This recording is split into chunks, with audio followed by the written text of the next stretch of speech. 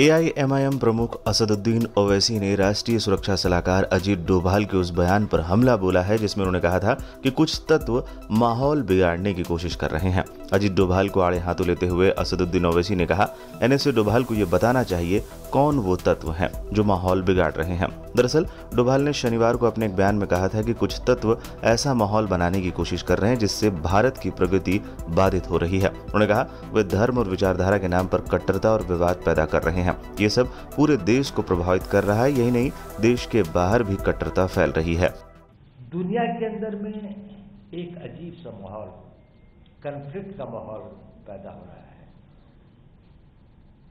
अगर हमें उस माहौल का मुकाबला करना है तो सबसे बड़ी जरूरत है कि हमें अपने देश के अंदर, अपने घर के अंदर, अपनी चीज़ों के लिए इस चीज़ को कि हम उसे महफूज रखें, हमारी एकता और एकजुटता जो है बरकरार रहे, हम एक सशक्त मुल्क की तरह आगे बढ़ें। पिछले चंद सालों में जिस तरह से और जिस रफ्तार से देश तरक्की कर रहा है और इस रफ्तार से जो तरक्की है इसका जो लाभ होगा वो हर मजहब का, हर धर्म का, हर हिंदुस्तानी को उससे लाभ होगा, उससे फायदा होगा। लेकिन कई अनासर, कई फोर्सेस इस तरह की भी एक नेगेटिविज्म का एक माहौल बनाने की कोशिश करते हैं जिससे देश की प्रगति में बाधा पड़ती है, रुकावटें पड़ती हैं। चंद लोग जो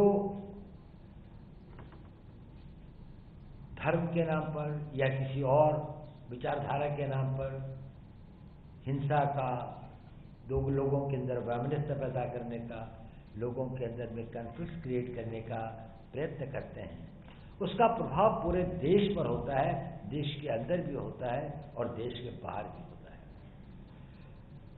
उसका कारण यह है कि एक बहुत बड़ी जनसंख्या, एक बहुत बड़ी मात्रा में लोग, आप जैसे लोग शायद अपनी आवाज को उतना बुलंद नहीं करते जितना होना चाहिए।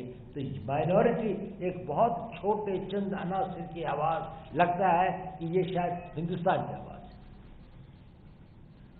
और अगर हमें इसका मुकाबला करना है तो जैसे कि शाहजादा नशीर साहब ने बिल्कुल दुरुस्त फरमाया कि हम लोगों को एक मूक स्पेक्टेटर की तरह, एक चुपचाप सहने वाले स्पेक्टेटर की तरह न होकर जमीन पर काम करना पड़ेगा, अपनी आवाज़ को बुलंद करना पड़ेगा, अपने आप को संगठित करना पड़ेगा और अपने अंदर अगर कुछ गलतफहमियां हैं तो उनको दूर करना पड़ेगा।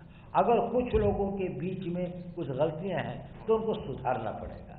हमें अपने पैगाम को घर घर ले जाना पड़ेगा, हर बच्चे को, हर बुजुर्ग को, हर ख़वातीन को, जो समाज के हर तबके को ये महसूस कराना पड़ेगा कि वो दिल से इस चीज़ को महसूस करे कि हमारा एक मुल्क है, एक मुल्क जिस पे हमें फ़ख्र है, जहाँ पर हर धर्म स्वतंत्रता से अपनी धार्मिक को वो कर सकता है, जहाँ पर विभिन्न धर्म सैकड़ों वर्षों से यहाँ पर उन्होंने वो किया और इस देश की तरक्की, इस देश को आगे बढ़ाने में उन सब का एक बहुत बड़ा किरदार है।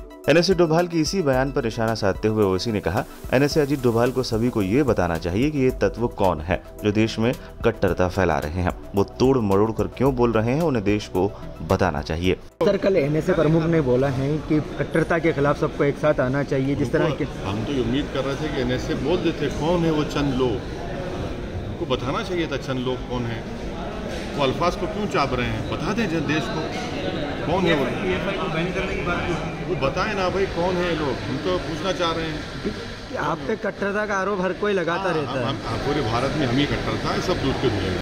बता दें, डोभाल ने ऑल इंडिया सूफी सज्जादनशीन काउंसिल द्वारा आयोजित एक अंतर धार्मिक सम्मेलन में अलग अलग धर्मों के धार्मिक नेताओं की मौजूदगी में ये बयान दिया था। उन्होंने कहा था कि कुछ लोग धर्म और विचारधारा के नाम पर कट्टरता पैदा कर रहे हैं जो पूरे देश को प्रभावित करता है। इसका मुकाबला करने के लिए धर्मगुरुओं को मिलकर काम करना होगा।